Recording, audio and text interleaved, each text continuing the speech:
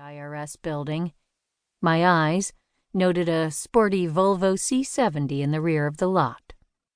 Given the rolled-up purple yoga mat standing in the back seat, the pink hoodie hanging from the driver's headrest, and the "Above the Influence" bumper sticker gracing the back bumper, I knew the car belonged to DEA agent Christina Marquez. She and I had worked several cases together in the past and become fast friends.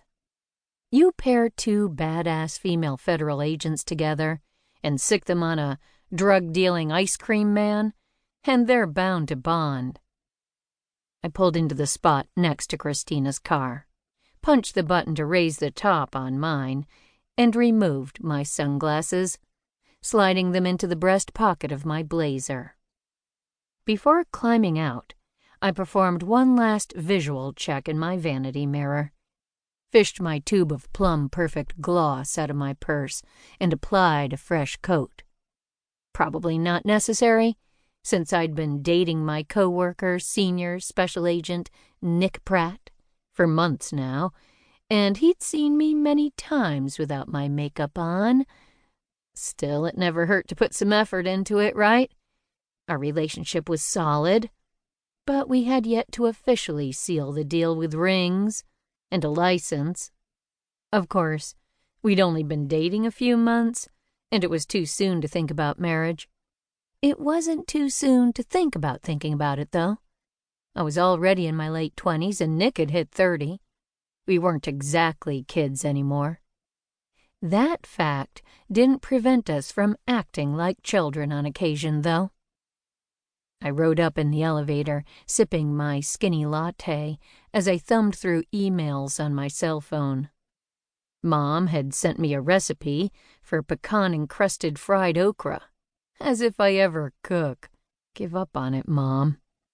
My favorite clerk at Neiman Marcus had emailed to let me know the petite department had a new line of suits in stock. I'd stop by on my lunch hour to take a look. My best friend and roommate, Alicia, who worked at the same downtown accounting firm I'd escaped from nearly a year ago, had sent me a message from her office at 6:08 this morning that simply read, "Ugh." Poor girl. Looked like tax season was getting her down. I'd have to make up a pitcher of peach sangria later and have it waiting for her when she got home. As I stepped off the elevator, my eye caught a flash of lima bean green, over which towered a pinkish-orange beehive. My boss, Lou the Lobo Lobozinski, was heading down the hall that led to my office.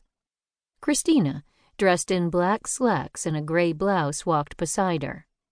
The two slowed in the hallway as they approached my office. But rather than turning right into my digs, they turned left into Nick's office, which sat across the hall from mine. After they slipped inside, Christina pulled the door closed behind them. What was Christina doing meeting with Lou and Nick? Did the DEA have another case that called for an agent with financial skills? If so, why hadn't she recommended me for the gig? Christina and I always had fun working together, performing stakeouts, plotting tactics and strategies, taking down criminals. Heck, I think some of the criminals got off on being manhandled by a couple of young women. It was totally nosy and unprofessional of me to stop in front of Nick's door and put my left ear to the frame to listen, but yeah, sometimes I'm nosy and unprofessional. Lou's voice was the first I heard. "Got a new drug case for you, Nick." "Oh, yeah?"